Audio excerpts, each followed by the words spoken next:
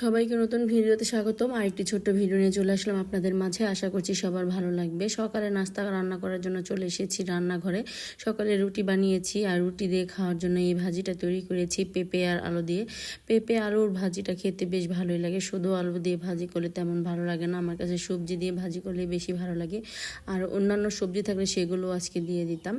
এই তো ভাজি করা শেষ হয়ে গিয়েছে আর নাস্তা খাওয়া দেখালাম না, এখানে একেবারে রান্নাঘরে চলে এসেছি। আজকে রান্না করব ধুন্দুল আলু দিয়ে, যে ছোট ছোট মাছগুলো কিনে এনেছিলাম বাজার থেকে সেগুলো দিয়ে।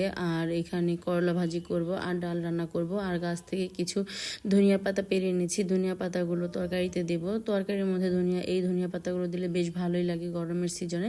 এই তো মাছও নিয়ে নিয়েছি, সব ডাল চাল সব ধুয়ে নিয়েছি। এখন রান্নাটা বসিয়ে দিচ্ছি। মাছে হলুদ লবণ মরিচ ভালো করে মাখিয়ে নিয়েছিলাম কিছুক্ষণ আগে। এখন মাছগুলো সুন্দর করে ভেজে তারপর আমি তরকারিটা রান্না করব। আজকের এই মাছগুলো খেতে কিন্তু অনেক বেশি মজা। ছোট হলে কি হবে, একবারে নদীর টাটকা মাছ, এগুলো খেতে অনেক বেশি মজার হয়। এই তো মাছগুলো এখন সুন্দর করে এখন উল্টে পিল্টে সুন্দর করে মোচমোচা করে ভেজে তারপর তরকারিটা রান্না করবে। এই মাছটা ভালো করে ভেজে রান্না করলে খেতে ভালো লাগে, কাঁটাটা একটু কম লাগে। এই তো মাছগুলো ভাজা হয়ে গিয়েছে। এখন তরকারি রান্না করার জন্য পেঁয়াজ কাঁচামরিচ আমি তেলের মধ্যে সুন্দর করে ভেজে নিয়েছি এবং সবগুলো গুঁড়া মশলা পানির মধ্যে ভালো করে গুলিয়ে রেখেছিলাম, এখন দিয়ে দিলাম। ভালো করে কষানো হয়ে গেলে এর মধ্যে আমি সবজিগুলো দিয়ে দিব। ধুন্দুল আর আলু দিয়ে এই মাছটা রান্না করব। এই তো আলুগুলো প্রথমে দিয়ে দিচ্ছি, তারপর ধুন্দুলগুলো দিয়ে দেব, দিয়ে ভালো করে কষিয়ে নেব। আর ধুন্দুল সবজিটা অনেক নরম হয়, অনেক তাড়াতাড়ি সেদ্ধ হয়ে যায়, তাই কিছুক্ষণ কষানোর পরে একেবারে অল্প একটু হয়ে যাবে। তারপর পুরোপুরি পানি না শুকাতে ঝোল দিতে হয়, পানি শুকাতে গেলে কিন্তু ধুন্দুল একেবারে ভর্তা হয়ে যাবে। সেজন্য অল্প কিছুক্ষণ কষিয়ে আমি এখানে ঝোলের পানি দিয়ে দেব, যাতে তরকারিটা দেখতে সুন্দর হয় আর বেশি গলে না যায়। বেশি গলে গেলে কিন্তু তরকারি আবার খেতে বেশি একটা ভালো লাগবে না। এই তো তরকারি কিন্তু ভালো করে কষানো হয়ে গিয়েছে আর অনেকটা ঝোল রয়েছে। এই পর্যায়ে আমি পানি দিয়ে দেব। এই পানিগুলো শুকানো যাবে না, শুকাতে শুকাতে অনেক সময় লেগে যাবে।